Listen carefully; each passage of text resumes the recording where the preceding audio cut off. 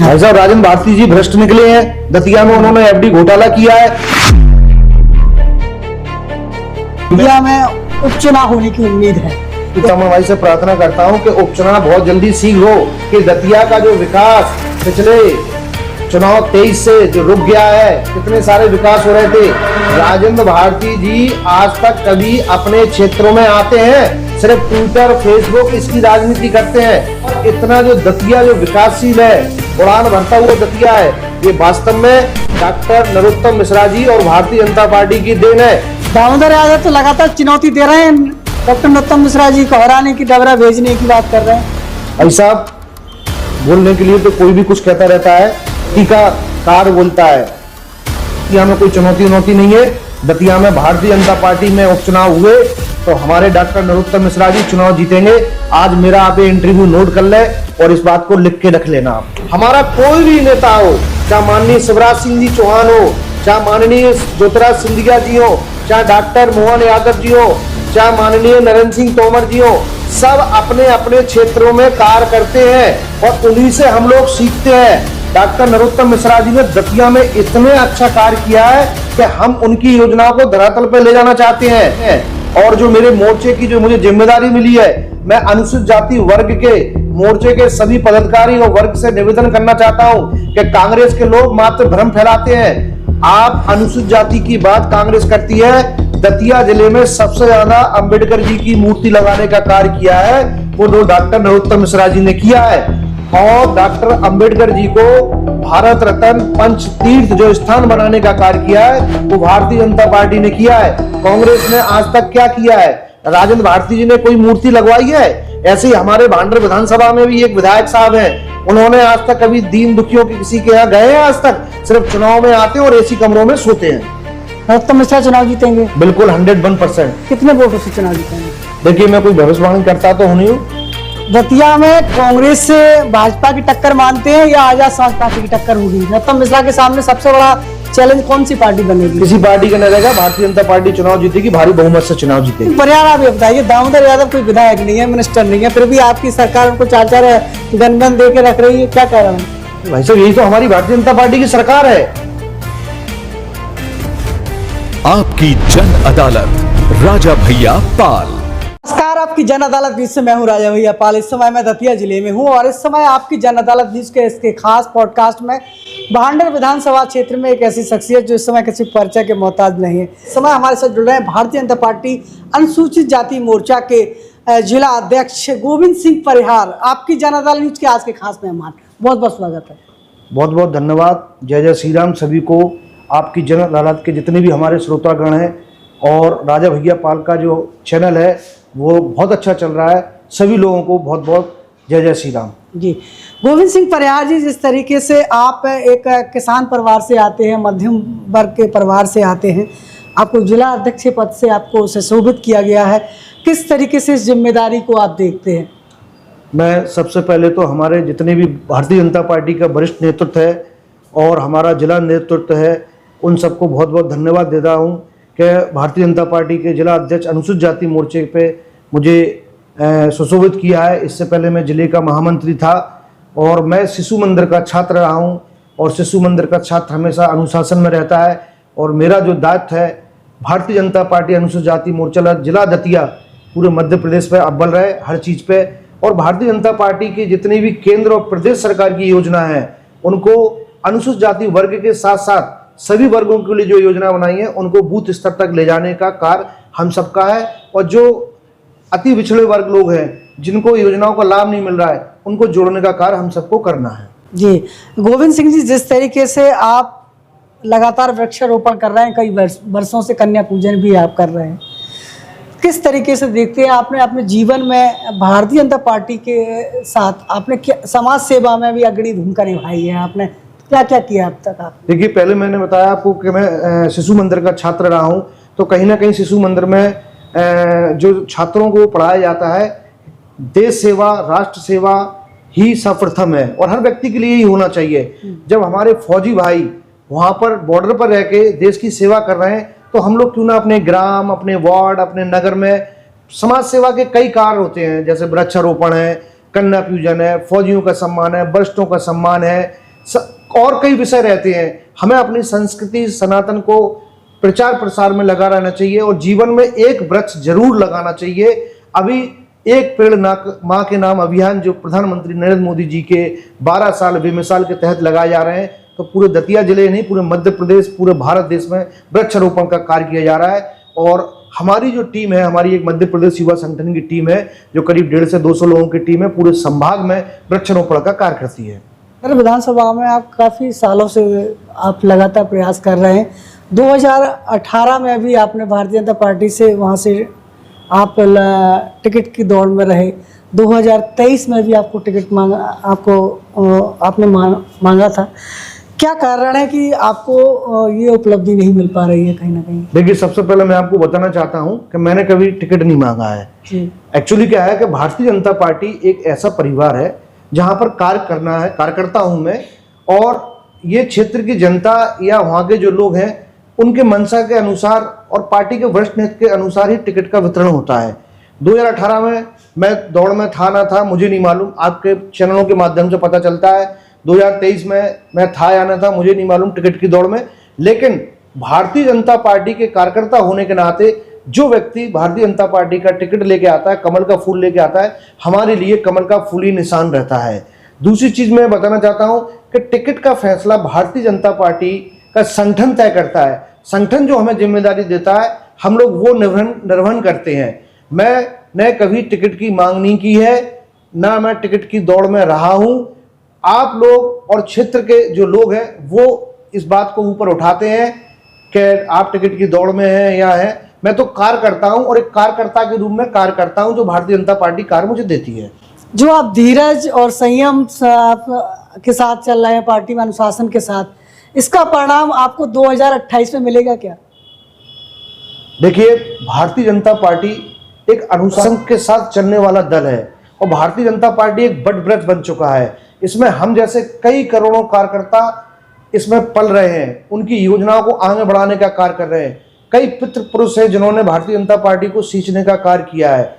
2028 का चुनाव मध्य प्रदेश में हम लोग भारी बहुमत से जीतेंगे और भारतीय जनता पार्टी की सरकार बनाएंगे। 2028 में टिकट किसको मिले ना मिले ये संगठन तय करता है, हम लोग तय नहीं करते। हम तो भारतीय जनता पार्टी जो हम लोगों को कार्य देती है उस कार्य को हम लोग धरातल पर ले जाने का कार्य करते हैं। जी, गोविंद सिंह जी, जिस तरीके से अभी हाल ही में निगम मंडलों में जगह दी गई है, आपकी पार्टी की गाइडलाइन के अनुसार देखा जाए तो ऐसा सामने आया है कि जिनको निगम में जिम्मेदारी सौंपी गई है तो वो टिकट की दौड़ से बाहर हो चुके हैं। तो क्या आप अपने आप को सेफ जोन में मान रहे हैं 2028 में? नहीं, मैं आपको बताना चाहता हूं, जिनको निगम मंडल अध्यक्ष उपाध्यक्ष बनाए गए हैं उन सबको बधाई। और भारतीय जनता पार्टी का वरिष्ठ नेतृत्व ने ये जिम्मेदारियां दी हैं, वो अपनी जगह जगह पे कार्य करेंगे, भारतीय जनता पार्टी की नीति बताएंगे। और ये सेफ जोन की बात नहीं है।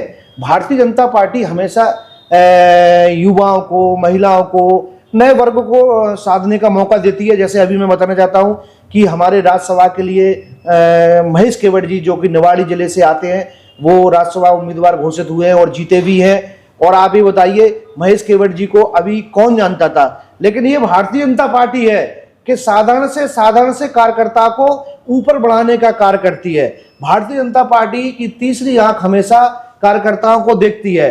तो मैं भारतीय जनता पार्टी का निर्णय है, मैं तो एक कार्य करता हूं और मैं तो ये चाहता हूं कि 2028 में, मैं क्या पूरी क्षेत्र की जनता भी ये चाहती है कि 2028 में भारतीय जनता पार्टी की सरकार बनेगी, क्योंकि भारतीय जनता पार्टी की सरकार जो योजना है, विकास की योजना है, उनको लेके कार्य कर रही है और उन योजनाओं को लेके मुझे आगे चलना है। कांग्रेस का आरोप है कि मीनाक्षी नटराजन का फॉर्म षड्यंत्र के तहत उनका रद्द किया गया है, इसका लाभ महेश केवट को मिला है। भाई साहब, कांग्रेस का कार्य जो है, उनका जो वरिष्ठ नेतृत्व है, चाहे वो केंद्र का हो, चाहे वो प्रदेश का हो, चाहे जिले का हो, उनका काम सिर्फ भ्रम फैलाना है। भाई साहब, मीनाक्षी नटराजन जी ने जो फॉर्म भरा था तो उनके 4 जो वकील लगे हुए थे, तो उन्होंने ऐसी गलती क्यों की? आप ये बताओ, गलती जानबूझ के करोगे और भारतीय जनता पार्टी पे उस पर आरोप लगाओगे? ऐसा नहीं होता है। जो हमारे महेश केवट जी हैं वो रामलला जी ओरछा की नगरी से आते हैं और उन्होंने नैया पार कर दी और उन्होंने उच्च सदन में उनको पहुंचाया। इसके लिए उनको साधुवाद, बहुत बहुत धन्यवाद। राजेंद्र भारती के साथ क्या हुआ है? किस तरीके से देखते हैं आप? भाई साहब, राजेंद्र भारती जी भ्रष्ट निकले हैं।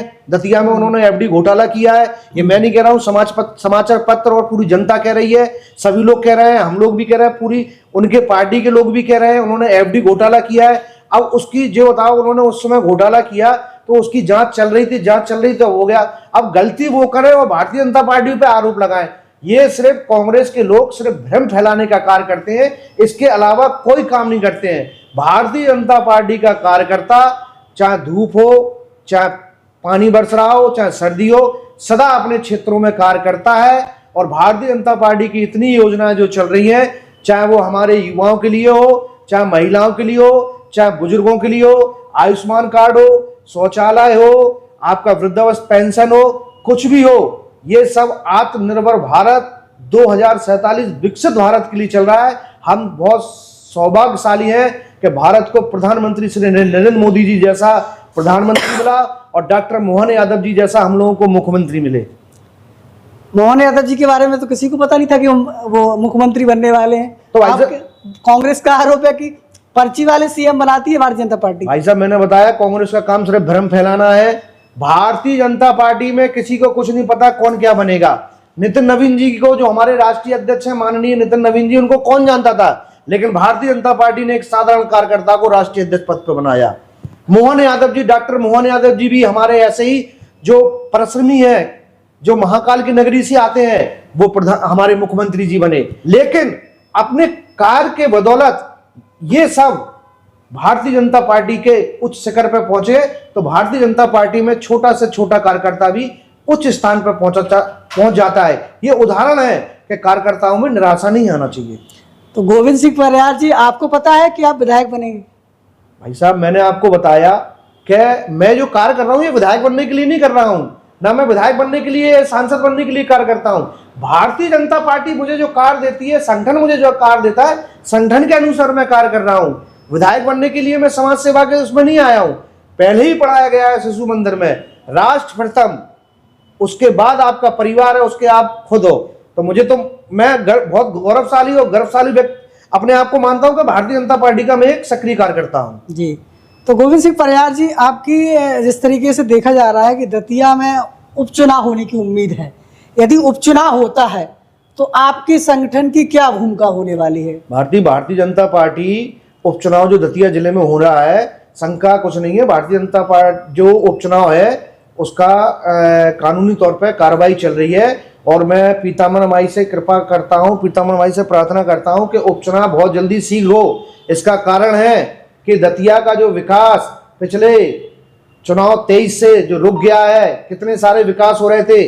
राजेंद्र भारती जी आज तक कभी अपने क्षेत्रों में आते हैं, सिर्फ ट्विटर फेसबुक इसकी राजनीति करते हैं। डॉक्टर गृह मंत्री नरोत्तम मिश्रा जी को देखिए, आप अपने क्षेत्र में जाते हैं, हर वर्ग में जाते हैं, और इतना जो दतिया जो विकासशील है, उड़ान भरता हुआ दतिया है, ये वास्तव में डॉक्टर नरोत्तम मिश्रा जी और भारतीय जनता पार्टी की देन है। हमारा कोई भी नेता हो, चाहे माननीय शिवराज सिंह जी चौहान हो, चाहे माननीय ज्योतिराज सिंधिया जी हो, चाहे डॉक्टर मोहन यादव जी हो, चाहे माननीय नरेंद्र सिंह तोमर जी हो, सब अपने अपने क्षेत्रों में कार्य करते हैं और उन्हीं से हम लोग सीखते हैं। डॉक्टर नरोत्तम मिश्रा जी ने दतिया में इतने अच्छा कार्य किया है कि हम उनकी योजनाओं को धरातल पर ले जाना चाहते हैं। और जो मेरे मोर्चे की जो मुझे जिम्मेदारी मिली है, मैं अनुसूचित जाति वर्ग के मोर्चे के सभी पदाधिकारी और वर्ग से निवेदन करना चाहता हूं कि कांग्रेस के लोग मात्र भ्रम फैलाते हैं। आप अनुसूचित जाति की बात कांग्रेस करती है, दतिया जिले में सबसे ज्यादा अंबेडकर जी की मूर्ति लगाने का कार्य किया है वो डॉक्टर नरोत्तम मिश्रा जी ने किया है। और डॉक्टर अंबेडकर जी को भारत रत्न पंच तीर्थ जो स्थान बनाने का कार्य किया है वो भारतीय जनता पार्टी ने किया है। कांग्रेस ने आज तक क्या किया है? राजेंद्र भारती जी ने कोई मूर्ति लगवाई है? ऐसे ही हमारे भांडर विधानसभा में भी एक विधायक साहब हैं, उन्होंने आज तक कभी दीन दुखियों के किसी के यहाँ गए हैं आज तक? उस क्षेत्र के गांव में जाओ और वहां पता करो कि जे बरसात में धूप में कभी आए हो, जनता के बीच में आए हो, इनका यही रिकॉर्ड रहा है, बनने के बाद कभी भांडर नहीं आते हैं, सिर्फ चुनाव में आते हैं और एसी कमरों में सोते हैं। दामोदर यादव तो लगातार चुनौती दे रहे हैं डॉक्टर नरोत्तम मिश्रा जी को हराने की, डबरा भेजने की बात कर रहे हैं। भाई साहब, बोलने के लिए तो कोई भी कुछ कहता रहता है, इस बात पर मैं कोई टीका टिप्पणी नहीं करूंगा, लेकिन मैं इतना कहना चाहता हूं कि व्यक्ति का कार्य बोलता है, मुंह से बोलने से कुछ नहीं होता है। और भारतीय जनता पार्टी का कार्य बोलता है। कांग्रेस के कार्यकर्ता सिर्फ बकवास करना जानते हैं, भारतीय जनता पार्टी का कार्यकर्ता कार्य करना चाहता है। और मैं बताना चाहता हूं, दतिया में कोई चुनौती नहीं है। दतिया में भारतीय जनता पार्टी में उपचुनाव हुए तो हमारे डॉक्टर नरोत्तम मिश्रा जी चुनाव जीतेंगे। आज मेरा आप ये इंटरव्यू नोट कर लें और इस बात को लिख के रख लेना, आप अच्छे वोटों से जीतेंगे, इस बात पे आप विश्वास रखना। दतिया में कांग्रेस से भाजपा की टक्कर मानते हैं या आजाद समाज पार्टी की टक्कर होगी? नरोत्तम मिश्रा के सामने सबसे बड़ा चैलेंज कौन सी पार्टी बनेगी? किसी पार्टी का नहीं रहेगा, भारतीय जनता पार्टी चुनाव जीतेगी, भारी बहुमत से चुनाव जीतेगी। दूसरे नंबर पर कौन सी, कांग्रेस या आजाद समाज पार्टी? अब भाई साहब ये तो वक्त तय करेगा, उस समय तय करेगा, आप लोग भी इंतजार करना। आप तो मेरी एक बात नोट कर रखना कि भारतीय जनता पार्टी से आदरणीय डॉक्टर नरोत्तम मिश्रा भारी बहुमत से चुनाव जीतेंगे। आज गोविंद सिंह परिहार, आप ये बताइए, दामोदर यादव कोई विधायक नहीं है, मिनिस्टर नहीं है, फिर भी आपकी सरकार उनको 4-4 गनमैन दे के रख रही है, क्या कारण है? अरे भाई साहब यही तो हमारी भारतीय जनता पार्टी की सरकार है। यही तो आप देखिए, यही तो हमारे देश का कल्चर है, यही तो हमारे भारतीय जनता पार्टी के कार्यकर्ताओं में संस्कार है कि उनको सुरक्षा दे के रख रही है, उनको सारी चीजें दे के रख रही है। क्यों? क्योंकि दामोदर यादव जी भी कहीं ना कहीं आवाज उठाते रहते हैं और बोलते रहते हैं। तो भैया भारतीय जनता पार्टी भी उन्हें सुरक्षा की गुहार की है तो उन्होंने सुरक्षा दी है। तो जनता तय करेगी चुनाव दतिया में कौन जीतेगा। गोविंद सिंह परिहार ने खुला कहीं ना कहीं ये इंटरव्यू में बयान दिया है कि मेरा इंटरव्यू नोट कर लिया जाए, नरोत्तम मिश्रा चुनाव जीतेंगे। और साथ ही साथ उन्होंने ये भी कहा है कि मैं माँ पीताम्बरा माई से प्रार्थना करता हूँ दतिया में उपचुनाव हो। ये भारतीय जनता पार्टी भी चाहती है कि उपचुनाव हो। अब उपचुनाव होगा, जीत किसकी होगी ये जनता तय करेगी। बहुत बहुत धन्यवाद सभी क्षेत्रवासियों को, बहुत बहुत साधुवाद। जय जय श्री राम।